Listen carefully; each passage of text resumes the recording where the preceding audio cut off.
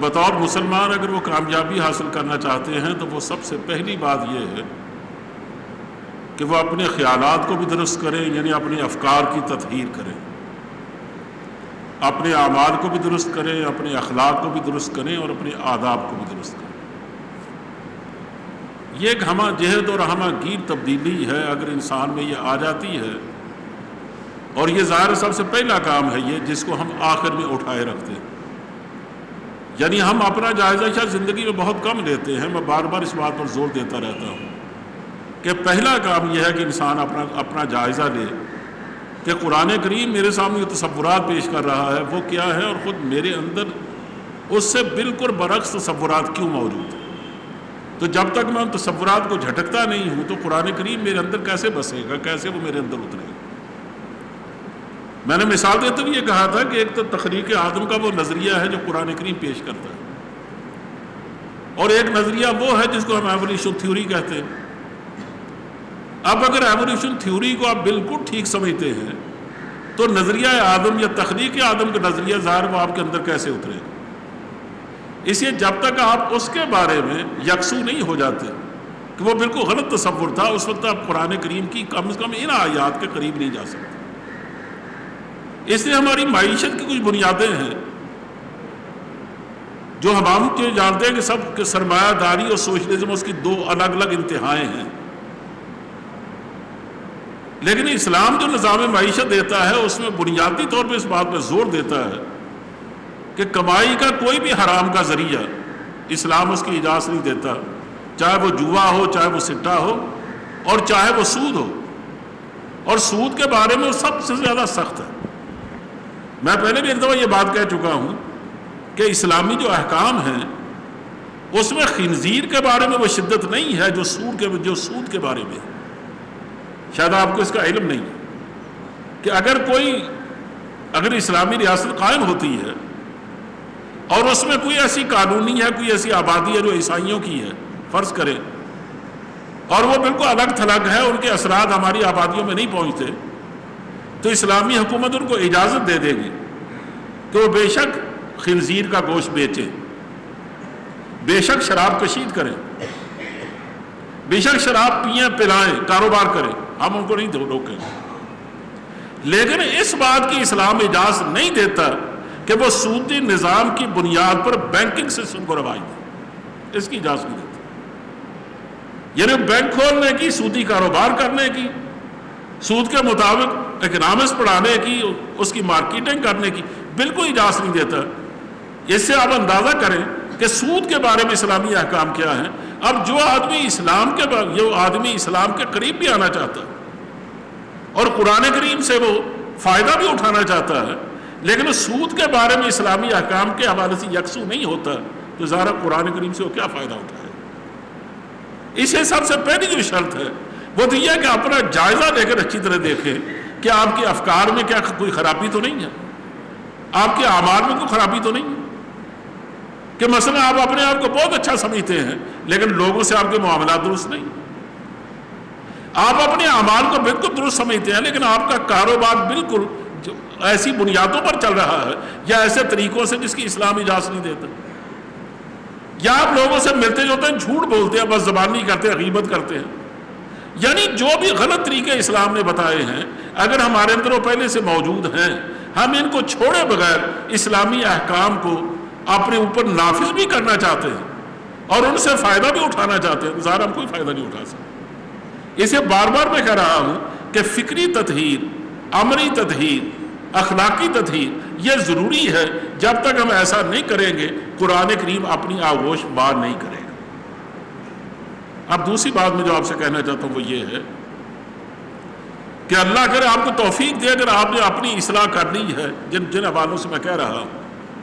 اب دوسرا کام یہ ہے کہ آپ اللہ کے ذکر کو اپنا شیوا بنا، وہ یہ جہاں بھی اذکر اللہ ذکرن کثیرن کا لفظ آتا ہے تو آپ پرانی تفسیریں اٹھا کے دے لیجئے، چاہے ابن کثیر ہو اور چاہے اپنے امام راضی کی تفسیر ہو، چاہے اس طور کے متقدمین کی اور تفسیریں، تو آپ دیکھیں گے وہ لکھیں گے اے بالطاعہ، کہ ذکر کثیر کا مطلب کیا کہ اللہ کو کثرت سے یاد کرو، اس کا مطلب کہ اللہ کو ہمیشہ کثرت کے ساتھ اس کی اطاعت کرو۔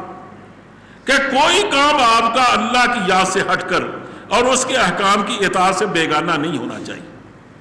کہ آپ بولنے لگے ہیں تو پہلے سوچیں کہ اگر اللہ اس کی اجازت دیتا ہے.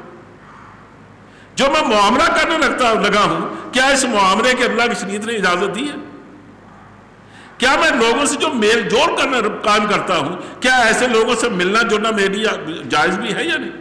میں جن تقریبات میں جاتا ہوں, کیا اسلام ان تقریبات میں جانے کی اجازت دیتا ہے؟ کیا جن لوگوں سے تعلق توڑتا ہوں, کیا ان سے ترک تعلق کرنا قطع رحمی میں تو نہیں آتا؟ مطلب یہ ہے کہ ہر معاملے میں ہر وقت آدمی اللہ کو یاد کرے, اور اللہ کو یاد کرنے کا مطلب کیا ہے کہ وہ یہ سوچے کہ اس بارے میں شرعی احکام کیا ہے, کہ مجھے کیا کرنا ہے اور کیا نہیں کرنا.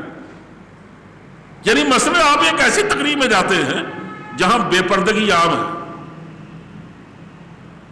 تنگ لباسوں میں یا ننگے لباسوں میں وہاں خواتین موجود ہیں, اور ایک اجتماع ہے ملا جلا, یعنی جس میں اختلاط ہے آزادانہ مرد و عورت کا, تو ظاہر ہے ایسے ماحول میں جانے کی شریعت آپ کو اجازت نہیں دیتی.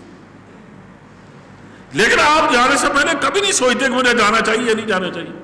اگر آپ سوچیں گے بھی صرف اس طرح سوچیں گے کہ میں نہیں جاؤں گا, تو وہ تقریب والے جو صاحب ہیں مجھ سے ناراض ہو جائیں گے. تو کیا میں ان کی ناراضگی افورڈ کر سکتا ہوں؟ اگر تو کر سکتا ہوں تو نہ جاؤں, اور اگر نہیں کر سکتا مجھے جانا چاہیے, قطع نظر اس کے کہ وہاں بے حیائی برس رہی ہے, مجھے اس کی کیا پرواہ. اس لیے کہ ہم ان چیزوں کے بارے میں اس حوالے سے نہیں سوچتے کہ اسلام اس بارے میں کیا کہتا ہے, اللہ کے رسول اس بارے میں کیا کہتا ہے. یہ تو میں نے محض ایک مثال دی ہے, ورنہ آپ کوئی نوکری کر رہے ہیں, کاروبار کر رہے ہیں, لوگوں سے معاملات کر رہے ہیں, قدم قدم پر آپ دیکھ سکتے ہیں کہ آپ جب بھی کبھی سوچیں گے نفع نقصان کے حوالے سے سوچیں گے, لیکن یہ بات کہ اس معاملے میں اللہ ناراض ہوگا کہ راضی ہوگا, اسلامی احکام ٹوٹیں گے کہ نہیں ٹوٹیں گے, اس بارے میں ہم نہیں سوچتے. ایک تو ہے یہ ہے اللہ کو یاد کرنا, اور تیسرا اس کا طریقہ اللہ کو یاد کرنے کا یہ ہے کہ جو دعائیں ہمیں اللہ کے رسول نے سکھائی ہیں کسی کام کرنے سے پہلے, ہم ان دعاؤں کا پڑھنا اور وہ چند لفظوں کا بولنا کبھی نہ بھولیں. مثلا میں کھانا کھاتا ہوں تو اسلام کی تعریف کیا ہے کہ بسم اللہ پڑھ کے کھاؤں. کھانا کھا کے فارغ ہوتا ہوں تو مجھے بتایا گیا ہے کہ میں دعا پڑھوں جو الحمدللہ سے شروع ہوتی ہے. اس سے میں کسی سے ملتا ہوں تو سلام کہوں, جانے لگتا ہوں پھر سلام کہوں, میں کسی بات کا وعدہ کرتا ہوں تو انشاءاللہ کہوں, کوئی اچھی شکل و صورت دیکھ لوں تو ماشاءاللہ سبحان اللہ کہوں, بلندی پر چڑھتا ہوں تو الحمدللہ کہوں, اترتا ہوں تو سبحان اللہ کہہ کے اتروں. میں کسی ایسی ناگوار چیز کو دیکھتا ہوں جس کا برا اثر مجھ پر پڑتا ہے تو لا حول ولا قوت الا باللہ العلی العظیم پڑھتا ہوا جاؤں. مطلب یہ کہ بہت ساری چیزیں ہیں جو ہمیں نبی کریم صلی اللہ علیہ وسلم کے روزانہ معمولات سے ملتی ہیں, ان کو یاد کر لینا اور اس کو معمول بنا لینا ہر وقت, یہ اللہ کو یاد کرنے کی ایک تیسری صورت ہے. یہ ہے ذکر اسم ربی. آخری تیسری بات یہ فرمائی گئی ہے کہ ان تمام یادوں کی صورت اور یاد دہانی وہ اللہ نے نماز کی حالت میں کی. اسے اگر تم واقعی ان چیزوں کی خوب بنانا چاہتے ہو نا, ان کی عادت بنانا چاہتے ہو اور چاہتے ہو یہ تمہارے اندر بس جائیں اتر جائیں, تو پھر دیکھنا نماز کی زیادہ پابندی کرنا. فصل اسے دیکھیے نا, مثلا میں اس کی زیادہ وضاحت تو نہیں کروں گا کہ جب آپ اللہ اکبر کہہ کر نماز کی نیت باندھتے ہیں تو ہاتھ اٹھاتے ہیں نا. کبھی آپ نے غور کیا یہ آپ نے ہاتھ کیوں اٹھائے؟ کیا مطلب ہے اس کا؟ ہاتھ اٹھانے کا مطلب یہ ہے کہ آدمی ہاتھ اٹھا کے یہ کہتا ہے کہ یا اللہ تیری کبریائی کے سامنے ساری دنیا ہیج ہے اور میں اس کو پیچھے پھینک رہا ہوں, میں کسی کو پلے نہیں باندھتا. اللہ اکبر, اللہ سب سے بڑا ہے, حکومت نہیں, عدالتیں بھی نہیں, ہمارے وضعی قوانین بھی نہیں, ہمارا کوئی ہاؤس بھی نہیں, کوئی دنیا کا بڑا چھوٹا حکمران نہیں جن سے ہم ڈرتے ہیں یا ان سے امیدیں باندھتے ہیں. ان میں سے کبریائی کسی کو زیب نہیں دیتی. کبریائی تو صرف تیرے گھر کی لونڈی ہے, صرف کبریا تو ہے. اور یہی مقام ہے اس کے لیے اللہ کے نبی مبعوث ہوتے رہے ہیں کہ یا ایھا المدثر قم فانذر وربک فکبر. اے کمری اوڑھ کے سونے والے, اب وہ وقت گیا, اٹھ, ان کے انجام سے ڈرا, انہیں بدلے اپنے آپ کو ورنہ تباہ ہو جائیں گے. اور ابتدا کس بات سے کر کہ ربک فکبر؟ ساری خرابی اس بات میں ہے کہ انہوں نے اپنے قبائل کے سرداروں کو سب کچھ سمجھ رکھا ہے، اپنے ہاتھ کے بنائے ہوئے بتوں کو سب کچھ سمجھ رکھا ہے، انہوں نے اپنے حکمرانوں کو اور طاغوتی طاقتوں کو سب کچھ سمجھ رکھا ہے اور اس کو یہ بڑا سمجھتے ہیں۔ اور جو آدمی نوکری کر رہا ہے وہ نوکری کو خدا سمجھ رہا ہے، جو کاروبار کر رہا ہے وہ کاروبار کو خدا سمجھتا ہے۔ ان سے یہ بات سمجھاؤ انہیں کہ ربک فکبر، اپنے رب کی کبریائی بیان کر ان کے سامنے کہ اللہ کے سوا کوئی بڑا نہیں۔ تو دیکھو نماز کی ابتدا میں ہم اتنی بڑی بات سیکھتے ہیں کہ اگر یہ بات دل و دماغ میں اتر جائے تو میرے خیال میں زندگی بالکل تیر کی طرح سیدھی ہو جاتی ہے۔ صحابہ میں جو ہم دیکھتے ہیں نا، حیران کن بات، کو بڑے سے بڑے دربار میں جاتے تھے لیکن ان کی آنکھوں میں کسی کا روب اترتا ہی نہیں تھا، کسی کے سامنے ان کی گردنیں خم نہیں ہوتی تھی، وہ کسے ڈرنا جانتے ہی نہیں تھے۔ یہ تختوں پر بیٹھے ہوئے لوگ ان کو کٹ پتلیاں معلوم ہوتے تھے، وہ پتلیاں ہیں جو تماشا دکھا رہی، اصل طاقت تو اللہ کے پاس ہے۔ جب انہیں ڈرایا جاتا تھا، دمکایا جاتا تھا کہ دیکھو ہمارے پاس اتنا اسلحہ ہے، ہمارے پاس اتنی بڑی فوجیں ہیں، ہم یہ کر سکتے ہیں وہ کر سکتے ہیں، وہ ایک ہی بات جانتے تھے کہ تمہارے پاس سب کچھ ہے لیکن ہمارے پاس کے جواب میں صرف اللہ کی ذات ہے بس، اور جس کو خدا مل گیا اس کو اور کیا چاہیے۔ دیکھو نا ہمارا اپنا قومی شاعر بیچارہ اقبال، وہ تو بچوں تک کی کتابوں میں بھی اور ان کی نظموں میں ابتدان بھی یہ تصورات کھپاتا ہوا مر گیا لیکن ہمیں کوئی اثر نہیں ہوا۔ اس نے بچوں کی نظمیں لکھی تو اس کا یہ مشہور شعر ہے کہ بتوں سے تجھ کو امیدیں، خدا سے نا امیدی، مجھے بتا تو صحیح اور کافری کیا ہے کہ تم ہر غیر خدا سے امید باندھتے ہو۔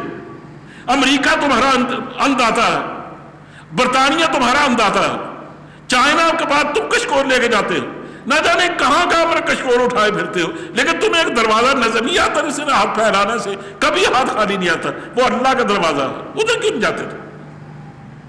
تو جو اللہ کا ہو کے رہ گیا نا، یقین جانو اس کا پھر کبھی دامن خالی نہیں رہا۔ تو کہنا یہ ہے کہ یہ تو ہم نماز کے پہلی حال میں آغاز کرتے ہوئے تکبیر تحریمہ کہتے ہوئے اتنا بڑا سبق پڑھ لیتے ہیں اور باقی اسی کی تکرار ہے آگے پوری نماز میں۔ بہرحال نماز یہ چونکہ ان تمام چیزوں کی یاد دہانی ہے، اس لیے تیسرے نمبر اس کو ذکر فرمایا۔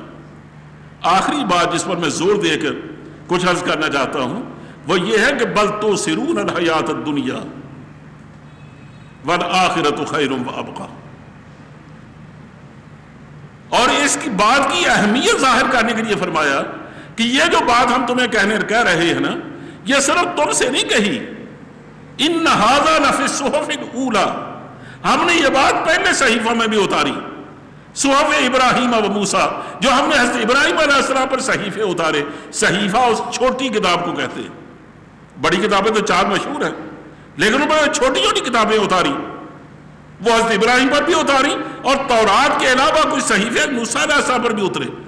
تو کہا ان صحیفوں میں جو ہم نے موسیٰ پر اتارے، جو ہم نے ابراہیم علیہ السلام پر اتارے، ان میں بھی یہ بات کہی تھی اور وہی دہرا کے ہم تم سے کہہ رہے ہیں۔ اس کا مطلب یہ ہے کہ یہ بات اتنی اہم ہے کہ امت موسیٰ کو بھی سمجھائی گئی اور امت ابراہیم کو بھی، اور اب امت محمد علیہ صاحب الصلاۃ والتسلیم کو یہ بات سمجھائی جا رہی ہے کہ دیکھنا اس کے بغیر اسلامی زندگی کا کوئی تصور نہیں ہے، اور یہ ایسی خرابی ہے جو ہر قوم میں رہی ہے اور تم میں بھی ہوگی، اور آج ہم میں اتنی زیادہ یہ سر سے پاؤں تک اتر گئی ہے کہ میں سوچتا ہوں کہ قرآن کریم نے جو بات کہی تھی وہ تو واقعی بالکل 100% صحیح ثابت ہو رہی، بلکہ کہنا چاہیے ہم اس کے مصداق بن کے رہ گئے۔ قرآن کریم نے تو خیر کیا کہا، حضور نے بھی یہ بات فرمائی تھی۔ پہلے میں حدیث پڑھتا ہوں پھر میں ترجمہ کرتا ہوں اس کا۔ حضور نے فرمایا تھا کہ لا اخشى علیکم الفقر بل اخشى ان تبسط علیکم الدنیا کما بسطت علی من کان قبلکم فتنافسوها کما تنافسوها فتہلککم کما اہلکتہم او کما قال رسول اللہ صلی اللہ علیہ وسلم۔ حضور نے فرمایا کہ میں اس بات سے نہیں ڈرتا کہ تم بھوکوں مر جاؤ گے، کہ اس بات کا مجھے کوئی اندیشہ نہیں کہ اس امت کو کبھی اقتصادی معاملات کھا جائیں گے، کبھی اس کی تنگیت کو لاحق ہوگی اور یہ اس کا مسئلہ حل نہیں کر پائیں گے، کہ اس بات سے میں نہیں ڈرتا، یہ ہوں گے بھی تو یہ حالات کھلتے رہیں گے، سکڑتے بھی رہیں گے، کھلتے بھی رہیں گے. اس سے ساری قومیں دو چار ہوتی رہتی ہیں، تم بھی ہوتے رہو گے، اور جیسے وہ ان کو پورا کرتی ہیں ہوتا بنا ہوتی ہے، تم بھی ہوتے رہو. جس بات سے میں ڈرتا ہوں اندازہ کریں. کہا جس بات سے میں ڈرتا ہوں وہ کیا ہے؟ بل اخشی ان تبسط علیکم الدنیا.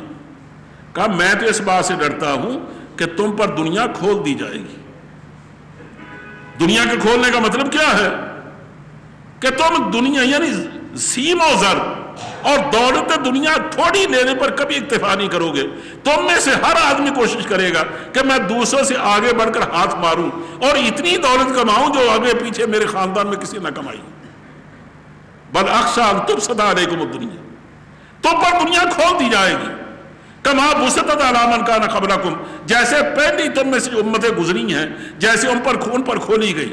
فتہلککم کما اہلکتہم، تمہیں بھی یہ دنیا اسی طرح تباہ کرے گی اور ہلاک کرے گی جیسے اس دنیا نے پہلی امتوں کو ہلاک کیا. حضور کا یہ ہے خدشہ. یہ خدشہ نہیں ہے کہ جیسے ہم محسوس کر رہے ہیں کہ امریکہ نے ہمیں اگر ایڈ نہ دی ہم بھوکے مر جائیں گے. ہمارے صدر صاحب فرماتے کہ اللہ کا شکر ہے کہ امریکہ ہمارے ساتھ ہے. اگر امریکہ ہمارے ساتھ نہ ہوتا خدا نے ہم تو کب کے تباہ ہو چکے ہوتے. ہمیں تو طالبان نے تباہ کر دیا ہوتا. یہ معاشرہ ہماری سوچیں ہے. اگر ان کی ایڈ روک دی گئی چاہے ہماری انڈیپینڈنسی باقی رہتی ہے یا نہیں، سالمیت تباہ ہوتی ہے تو ہو جائے، سوورنٹی کا جنازہ نکلتا تو نکل جائے، چاہے یہ قوم بچتی ہے یا نہیں بچتی، اس کی روایات تباہ ہوتی ہیں یا نہیں ہوتی، جائے بہاڑ میں یہ ہماری تاریخ. ہمیں تو صرف چند ٹکے چاہیے. کہا اگر وہ ہمیں نہ ملے تو ہم کسی طرح بھی باقی نہیں رہیں گے. یہ سوچ ہماری کیوں ہے؟ ایسی کہ دنیا ہم پر کھول دی گئی ہے. اور یہ میرے بھائیوں کو نئی بات نہیں ہے. تباہ ہونے والی امتوں کے یہی طور اتوار ہوتے ہیں. میں یہ پڑھ کر حیران رہ گیا جب تاریخ کسی زمانے میں پڑھا کرتا تھا. اب تو خیر پڑھنا چھوٹ ہی گیا تقریباً، بہت ضروری باتوں کے سوا کوئی چیز پڑھی نہیں جاتی. تو میں نے دیکھا کہ جو مستعصم باللہ آخری حکمران تھا عباسی حکمرانوں میں، بغداد کا آخری حکمران جسے تاتاریوں نے تباہ کیا، اس کی معاشرہ حامی یہ تھی کہ روزانہ حالانکہ نماز پڑھتا تھا لیکن روزانہ عصر سے مغرب تک اس کا دل پسند مشغلہ یہ تھا کہ وہ اپنے محل کے صحن میں نکل پر کرسی پر بیٹھ جاتا، سامنے ظاہر اس کے ساتھ میزیں سے جاتی جاتی اور خزانے سے روزانہ ہیرے جواہر لا کے نکال کے لائے جاتے، اس کے سامنے پھیلا دیے جاتے. وہ ان میں مٹھیاں بھرتا، اس کی ادھر ادھر ڈالتا، کھیلتا، ان سے دل بہلاتا رہتا، حتیٰ کہ مغرب کی نماز کا وقت ہو جاتا ہے، اکٹھا کر کے دوبارہ خزانے میں پہنچا دیا جاتا. یعنی اس کے دل کو سکون کس سے ملتا تھا؟ ان ہیرے جواہروں سے. ان کو کچھ پتہ نہیں تھا کہ کتنا بڑا ظالم دشمن میرے دشمن پر چڑھا، میرے ملک پر چڑھا آ رہا. تاتاری میرے خون کے پیاسے ہو رہے ہیں. اس نے خارجی شاہ کو تباہ کر دیا ہے ہماری غفلت کی وجہ سے. جیسے آج کے ہمارے حکمران عراق میں جو گزری عالم عرب سویا رہا، افغانستان پر گزر رہی ہے، ایران کو کوئی تکلیف نہیں. ہمارے ساتھ کیا ہونے والا ہے باقی عالم اسلام کو خبر نہیں، بلکہ ہمیں خود خبر نہیں ہے. اس وقت خارزم شاہ پر قیامت گزر گئی، ہمیں کوئی ہوش نہیں تھا، باقی مسلمانوں کو کوئی پتہ نہیں تھا، حتیٰ کہ بغداد بھی تباہ ہو گیا.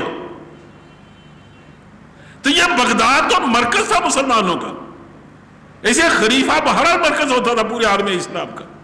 اس نے کبھی نہیں سوچا کہ مجھے کتنے بڑے خونخوار دشمن سے واسطہ. اس کی ہابی تھی صرف یہ کہ وہ ہیرے جواہر سے کھیلتا تھا. تو نتیجہ آپ کے سامنے کہ سقوط بغداد کو ہم آج تک روتے ہیں، لیکن جن کے ہاتھوں ہوا کبھی ان کے کرتوت ہم نے نہیں پڑھے. آج ہم ڈھاکے کو روتے ہیں، لیکن ڈھاکے کو تباہ کرنے والوں نے کیا کیا تھا میں اب نام نہیں لیتا، ہو سکتا بہت سارے آپ لوگ آپ میں سے ان میں سے کسی نے کسی عقیدت رکھتے ہوں، اس لیے معاملہ خواب خواہ نزاعی بن جاتا ہے، اسی میں کسی کا نام نہیں لیتا. ورنہ ہمارے کرتوت ہیں جس نے سقوط ڈھاکہ کے لیے حالات پیدا کیے تھے. تو کہنا صرف یہ ہے کہ تاریخ ہمیں یہ بتاتی ہے کہ جب یہ دنیا کھل جاتی ہے نا مسلمانوں پر اور یہ دنیا کو ترجیح دینے لگتے ہیں. اقبال کا مجھے شعر یاد آیا، اس نے کہا تھا کہ سبب کچھ اور ہے تو خود جسے سمجھتا ہے، زوال بندہ مومن کا بے زری سے نہیں، جب بھی جوہر دنیا میں آشکار ہوا کلندری سے ہوا ہے، تمنگری سے نہیں۔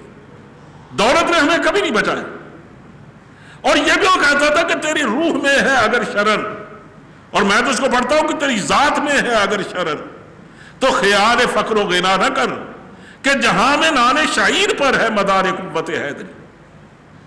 یعنی ہمیشہ غربت سے طوفان اٹھتے رہے، غریب کا جھونپڑا ہمیشہ طاقت کا سرچشمہ رہا، امیروں کے محلات کبھی کس تحریک کو جنم نہیں دے سکے، البتہ جب یہ طوفان اٹھتے ہیں یہ اسے بہتے ہوئے ضرور دیکھے گئے۔ اسی ہماری ایک بڑا مسئلہ جو قرآن کریم کہہ رہا ہے کہ بل تؤثرون الحیات الدنیا، تم حیات دنیا کو ترجیح دیتے، کس پر؟ آخرت پر۔ حالانکہ پر آخرت و خیر و ابقا، حالانکہ آخرت ایک ایسی چیز ہے جو بہتر بھی ہے اور ہمیشہ باقی رہنے والی بھی۔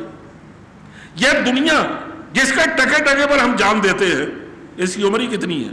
جتنی میری عمر ہے اتنی میری دنیا کی عمر ہے۔ میری دنیا وہی ہے نا جو میری زندگی کے ساتھ ہے۔ میں اگر 70 سال جیوں گا، اس کی عمر بھی 70 سال ہے۔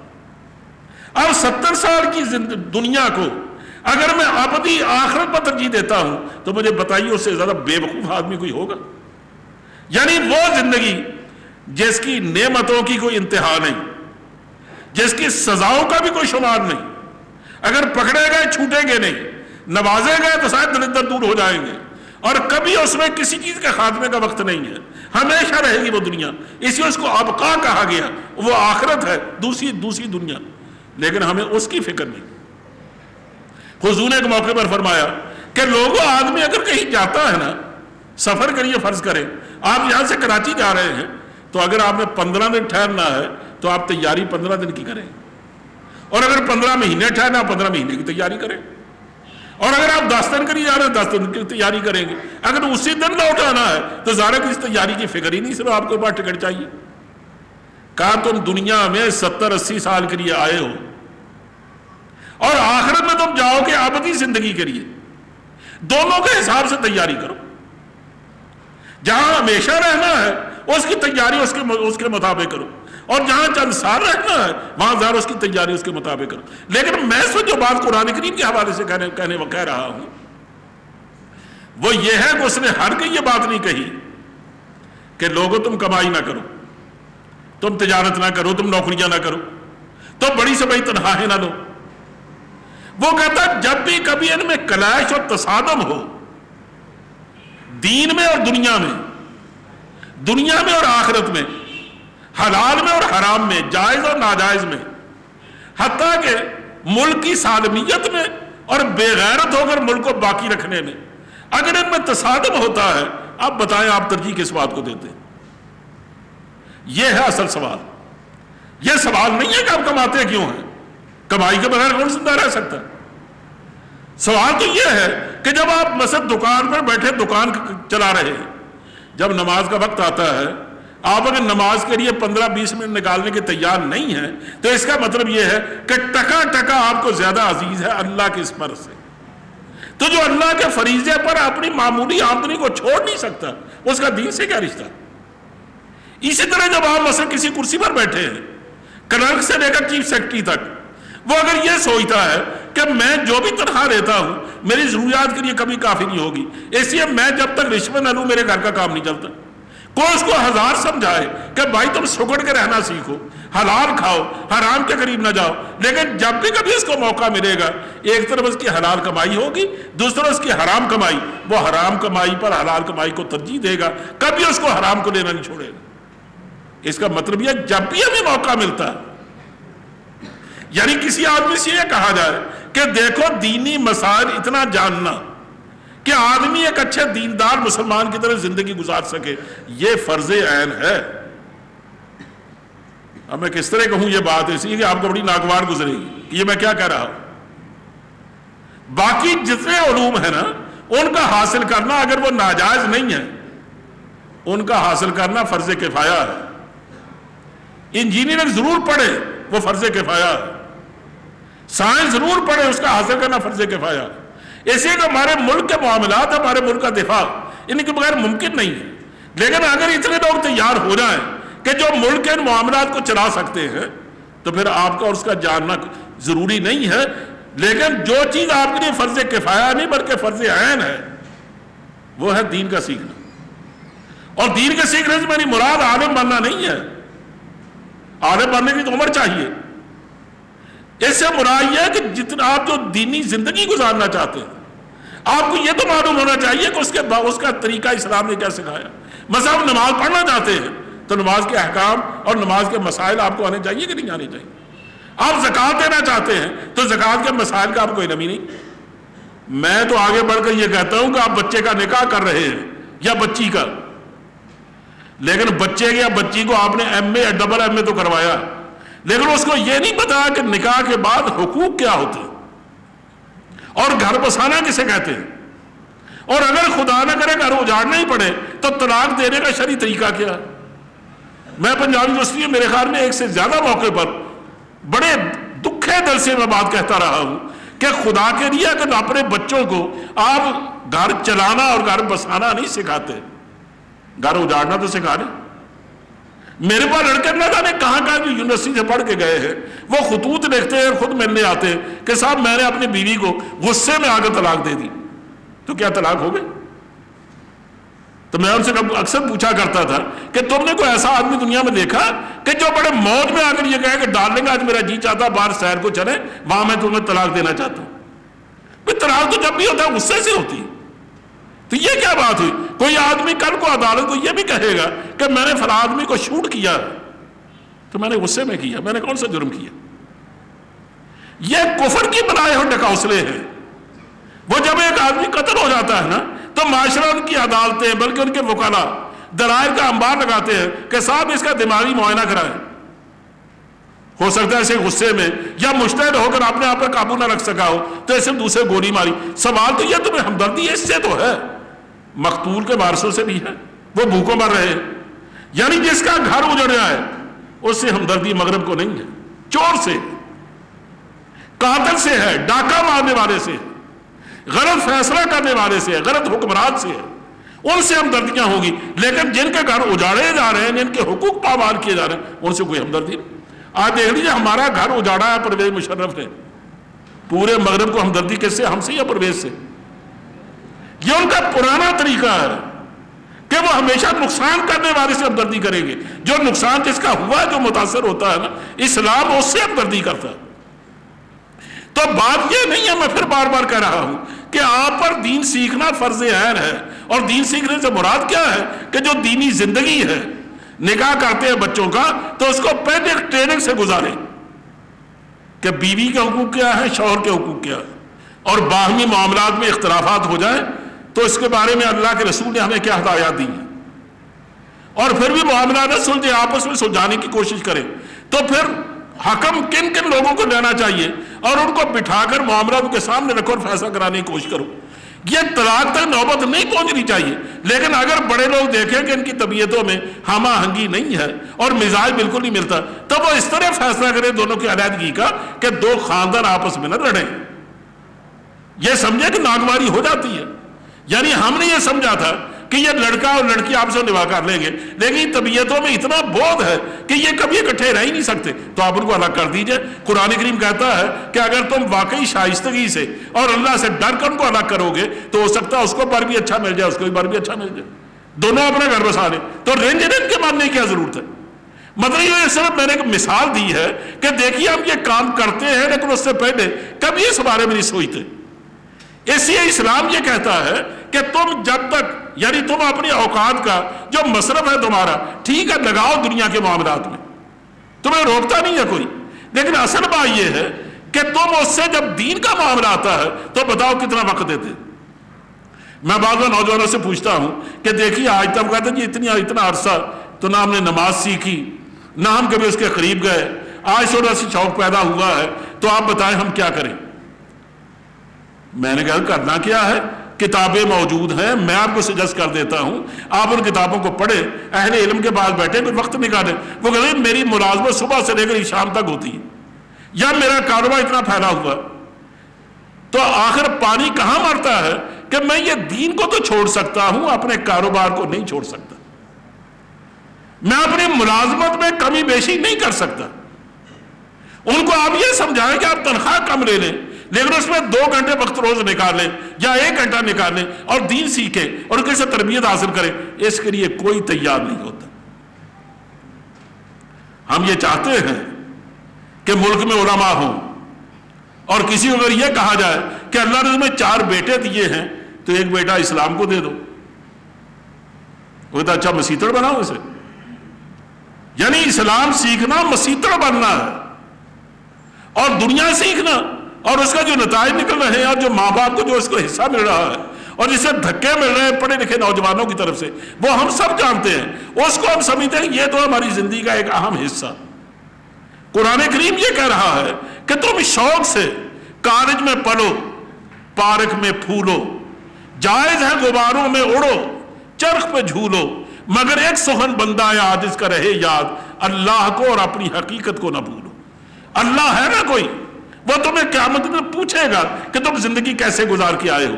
جب وہ پوچھے گا تم کیا کہو گے کہ جناب میں تو MA کرتے کرتا PhD کرتے کرتے بوڑھا ہو گیا، پھر نوکری کی اس میں وقت نہیں نکلا، میں کیا جانوں کہ اسلام کیا کہتا۔ یہ جو میں آپ سے کہہ رہا ہوں میں مفروضوں پر بات نہیں کر رہا۔ مجھے یاد پڑتا ضیاء الحق مرحوم نے یہ پابندی لگائی کہ جب بھی آپ کسی کو ملازمت دیں، چاہے وہ پروفیسر کیوں نہ ہو، اس سے اسلام کے بارے میں اور پاکستان اسٹڈی کے بارے میں سوال ضرور کریں، وہ پاکستان کے بارے میں کیا جانتا اور اسلام کے بارے میں کیا جانتا۔ یہ لطیفے میں آپ کو پنجاب یونیورسٹی کا سناؤں تو سارا وقت اس میں صرف ہو جائے گا۔ اپنے کیمسٹری کے ڈپارٹمنٹ میں اس طرح کا ایک انٹرویو ہوا، اس میں ماشاءاللہ 2-3 پروفیسر تھے جو شریک ہو رہے تھے۔ اس میں ان ایک پروفیسر تو خیر انہیں پہلے بہت غصہ جھاڑا کہ دیکھو میں یہاں کیمسٹری کے لیے آیا ہوں کہ میں لوگوں کو دین سکھانے کے لیے آیا ہوں، دین سے میرا کیا تھا۔ لیکن باہر جب ان کو پیش ہونا پڑا کہ یہ کام تو کرنا ہی پڑے گا، تو انہوں نے کہا جناب آپ، ان سے پوچھا کہ آپ دعائے قنوت سنا سکتے؟ انہوں نے کہا وہ کیا ہوتی؟ انہوں نے کہا بسم اللہ کا ترجمہ جانتے ہیں؟ ان کا ترجمہ تو نہیں جانتا، اتنا جانتا کہ لوگ نماز پڑھنے کھانے سے پہلے بسم اللہ پڑھا کرتے ہیں۔ حتیٰ کہ یہاں تک لطیفے بنے کہ پوچھا گیا کہ سب سے بڑی اسلامی مملکت کون سی ہے، تو انہوں نے کہا چائنا۔ یہ ہمارے پڑھے لکھے جن کو کہا جاتا تعلیم یافتہ لوگ ہیں۔ یہ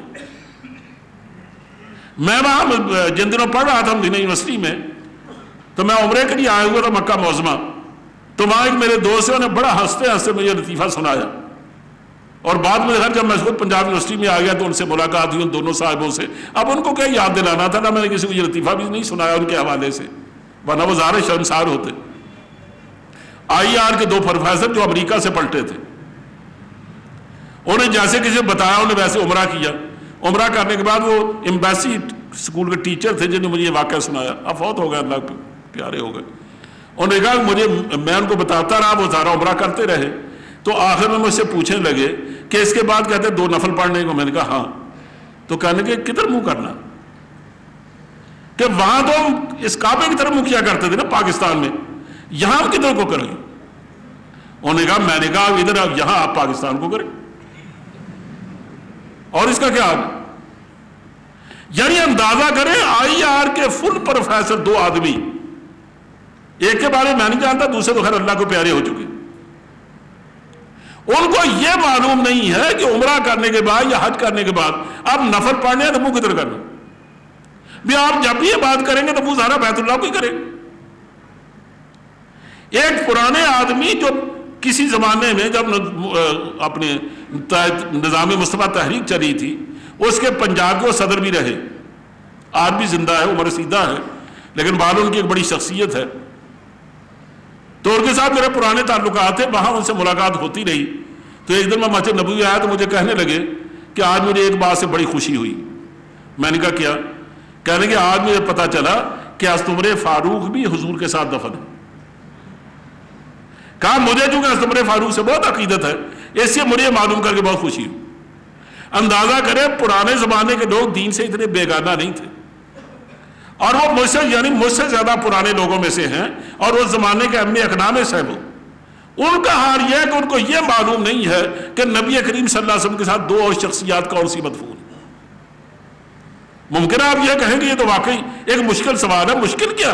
یہ معمولی باتیں ہیں، لیکن مشکل ان کے لیے جن کا دین سے کوئی تعلق نہیں. تو کہنا صرف یہ ہے، جو آج میں جس بات پر زور دے رہا ہوں، کہ آپ بے شک شوق سے کمائیے، شوق سے معاملات کیجئے، لیکن اس بات کو کبھی نہ بھولیے کہ یہ ترازو آپ کے ہاتھ میں ہے کہ اگر آپ کے سامنے دین آ جاتا ہے، آپ ترجیح کس کو دیتے ہیں؟ آپ نے وقت نکالنا نماز کے لیے، زکوٰۃ کے لیے، حج کے لیے، روزے کے لیے. آپ کیا اس کے لیے وقت نکالتے ہیں؟ یہ سوچتے ہیں کہ میرا کاروبار سے کاروبار کو نقصان ہو جائے گا، میں کیسے وقت نکالوں؟ آپ کے لیے ضروری ہے کہ آپ اپنے عزیز و اقربا سے ملیں، جب وہ آئے تو ان کا احترام کریں. لیکن آپ اگر ڈرامہ دیکھ رہے ہیں ٹی وی کا یا کوئی فلم دیکھ رہے ہیں، کوئی عزیز آ جاتا ہے تو بجائے اس کا احترام کرنے کے جو واجب ہے یاد رکھو. حضور نے فرمایا من کان یؤمن باللہ والیوم الآخر فلیکرم ضیفہ. جو آدمی اللہ اور یوم آخر پر ایمان رکھتا ہے اسے چاہیے اپنے مہمان کی عزت کرے. مہمان گھر میں آ جاتا ہے تو ہماری نظریں ٹی وی پر ہوتی ہیں اور ہم بڑبڑ کرتے ہیں کہ یہ سب کیوں آ گئے، یہ کوئی وقت آنے گا؟ یعنی ہم نے اپنی پوری زندگی دینی معاملات سے لا تعلق کر لی ہے. اس لیے میں زیادہ نہیں اس بات پر زور دے رہا ہوں کہ خدا کے لیے جب فرائض کا معاملہ ہو، جس کی کل کو باز پرس ہونے والی ہے، تو اس میں تو کبھی سوچ لیا کیجئے کہ یہاں فرض مجھے پکار رہا ہے، اذان ہو گئی ہے، اب میں دکان بند نہ کروں یا کاروبار سے اٹھ کے نہ جاؤں. یا بلکہ یہاں تو یہ حال ہے کہ ضیاء اللہ کے بارے میں نے سنا کہ وہ نمازی آدمی تھے، ان کا گورنر یہاں جیلانی میں نماز نہیں پڑھتا تھا. نماز تو آدمی کو جرأت دلاتی ہے، لیکن ان کا حال یہ ہے کہ نماز کے اٹھ کے چلے جاتے. جنرل جیلانی سے کبھی نہیں کہتے تم نماز پڑھو. اس نماز کا کیا فائدہ؟ جو آدمی کو یہ جرأت نہیں دیتی، حالانکہ ان کے ماتحت آدمی ہے. اور ہم جہاں تک باخبر ہونے کا تعلق ہے، کون کون سی بات کی جائے. ضیاء اللہ کے زمانے میں نظام صلاح نافذ ہوا، ایسی خبریں ملی. اب چونکہ انہوں نے پابندی یہ لگائی تھی کہ ہر ادارے کا سربراہ جماعت کرائے. جو ہے ڈپارٹمنٹوں کے جو ہیڈ تھے انہوں نے جماعتیں کرانی شروع کی. پہلے ہی دن ایک صاحب نے ظہر کی نماز کے 2 فرض پڑھائے اور 20ویں گریڈ کے وہ آدمی تھے. لوگوں نے کہا جناب اس کے فرض تو 4 ہوتے ہیں. انہوں نے کہا تمہیں بہت پتا، میں جب بھی جمعہ پڑھنے جاتا ہوں 2 ہی فرض پڑھتے. یعنی وہ جمعے کے علاوہ کبھی نماز ہی نہیں پڑھی تھی. وہ کہنا چونکہ 2 ہی ہوتے ہیں، ظاہر وہی وقت ہوتا ہے ظہر کا. تو خدا کے لیے میں آپ سے عرض کرتا ہوں کہ آپ صرف یہ فیصلہ کر لیں کہ آپ ترجیح کس کو دیتے ہیں، اپنے رشتہ داروں کو جن پر آپ کی ذمہ داریاں ہیں، یا ان دوست احباب کو جن کی آپ پر کوئی ذمہ داریاں نہیں. آپ شرافت کو ترجیح دیتے ہیں یا لچا پن کو ترجیح دیتے ہیں؟ آپ مرد و زن کے اختلاط کو ترجیح دیتے ہیں یا شرعی پردے کو ترجیح دیتے ہیں؟ آپ نماز کو ترجیح دیتے ہیں یا خوش گپیوں کو ترجیح دیتے ہیں یا اپنے کاروبار کو؟ یعنی زندگی کے کسی معاملے میں بھی آپ صرف اپنے دنیاوی منفعت کو دیکھتے ہیں، یہ کبھی نہیں دیکھتے اس معاملے میں اللہ کے رسول کیا کہتا ہے. تو پھر آپ سمجھ لیجئے کہ قرآن کریم یہ کہتا ہے کہ پہلی امتیں بھی اس سے تباہ ہوئی اور تم بھی اس سے تباہ ہو. یہ ایک بہت بڑی بات. صحابہ کا معاملہ اس سے یکسر مختلف تھا. یعنی وہ تو پہلے دن سے یہ بات فیصلہ کر چکے تھے کہ معاملہ کچھ بھی ہو، ترجیح صرف اللہ کی ذات ہے، اللہ کے رسول ہے اور اللہ کا دین. دیکھیں نا یہ معمولی واقعہ میرے خیال میں جو آپ چھوٹی کتابوں میں پڑھ چکے ہوں گے کہ جب حضور سے یہ کہا گیا کہ آپ اگر چاہتے ہیں نا، اور یہ واقعہ عتبہ پیشکش دے کے گیا قریش کی جانب سے، اور وہ یوں سمجھیے قریش کے سربراہوردہ لوگوں میں سے تھا، اور اس کا کہنا گویا پورے قریش کا کہنا تھا. اس نے کہا محمد صلی اللہ علیہ وسلم تم میرے بھتیجے ہو، اسے میں حق رکھتا ہوں تم سے صاف صاف بات کروں. میں یہ پیشکش دے کے آیا ہوں کہ تمہیں اگر خواہش ہے نا اس شہر پر حکمرانی کرنے کی تو ہم آج ہی تاج بننے کو دے دیتے. اگر تمہیں خواہش ہے کسی اچھے کا رشتے کی تو میں اشارہ کرو، شام سے پہلے رشتہ تیار ہو جائے گا. اور اگر تمہیں دولت کی خواہش ہے تو ہم ڈھیر لگا دیں گے دولت کا، لیکن خدا کے لیے یہ باتیں بند کرو جس نے ہر گھر میں ایک تقسیم کر دی. سر پھٹبل پیدا، بیٹا باپ سے لڑا، باپ بیٹے سے لڑا، بیٹی ماں سے لڑی، ماں بیٹی سے لڑی. یہ تم نے جو قومی تفریق پیدا کر دی، ہماری شیرازہ بندی کو آگ لگا دی ہے. خدا کے لیے یہ باتیں روکو، اور اگر یہ باتیں چاہتے ہو تو ہم بالکل تیار ہیں اس کے لیے. تو حضور نے جواب میں فرمایا کہ ابو الولید، یہ باتیں تو خیر تمہارے اختیار میں ہے نا، تم کر سکتے ہو. میں تم سے ایک بات کہتا ہوں جو تمہاری اختیار میں نہیں ہے، اگر تم وہ بھی کر دو نا تو میں پھر بھی اپنی بات نہیں چھوڑ سکتا. فرمایا کہ تم میرے اگر دائیں ہاتھ پہ سورج رکھ دو اور بائیں ہاتھ پہ چاند، یہ کسی کے اختیار میں نہیں ہے، لیکن تم اگر ایسا کر گزرو تو کہا میں وہ دعوت نہیں چھوڑ سکتا، اللہ کے دین سے اپنا رشتہ نہیں کاٹ سکتا جو میں تمہارے سامنے پیش کر رہا ہوں، حتیٰ کہ یا میں اس دین کو غالب کر دوں گا اور یا یہ سر میرے کندھے سے اتر جائے گا. بتائیے ترجیح کس بات کو؟ حضرت عبداللہ بن عمر سے کہا گیا، ان کی عادت تھی وہ جو جنازہ پڑھتے نا تو نماز جنازہ پڑھنے کے بعد چلے جاتے تھے. ایک صاحب نے بتایا کہ میں نے خود نبی کریم صلی اللہ علیہ وسلم سے سنا کہ جو آدمی نماز جنازہ کے بعد میت کے ساتھ جاتا ہے اور قبر میں اس کی تدفین تک ساتھ رہتا ہے تو اللہ نے اتنا اور اتنا اجر اس کے لیے رکھا. آپ رونے لگے، فرمانے لگے اوہو ہم تو بہت سارا اجر ضائع کر چکے. اس وقت سے لے کر مرتے دم تک پھر انہوں نے کبھی بھی جنازہ پڑھنے کے بعد گھر کا رخ نہیں کیا، بلکہ ہمیشہ قبر کا رخ کیا، اس لیے وہ جانتے تھے کہ ہر معاملے میں اللہ کا دین ترجیح رکھتا ہے. تو میرے بھائیوں، ہمارے اندر جو خرابی پیدا ہوئی ہے حتیٰ کہ نیک لوگوں میں بھی، کہ جب کبھی تصادم ہوتا ہے، میں نے بعض لوگوں کو دیکھا تہجد گزار ہے لیکن گھر میں بچے کی شادی ہو رہی ہے، ایک کوہرام بچا ہوا، مار ڈک بج رہا ہے، ایک ہنگامہ، لگتا ہے کہ شریف آدمی گھر نہیں. وہ تہجد بھی پڑھیں گے، صبح اٹھ کے جب نماز پڑھنے کے لیے آئے ان سے پوچھے نا کہ یہ حضرت یہ کیا ہو رہا ہے، سر جھکا کے گھر کو چلے جائیں. تو یہ دین کہ نکل جاتی ہو سچی بات، جس کے منہ سے مستی میں فقیہ مصلحت بھی سے وہ رندے بادہ خار اچھا. ایسے دیندار کو کیا کرنا کہ نکل جاتی ہو سچی بات جس کے منہ سے مستی میں فقیہ مصلحت بھی سے وہ رندے بادہ خار اچھا. اور تمسخر کرنے والے دین سے ہی گر مہذب ہیں تو ان تہذیب کے پتلوں سے مجھ جیسا گمار اچھا. وآخر دعوانا ان الحمدللہ.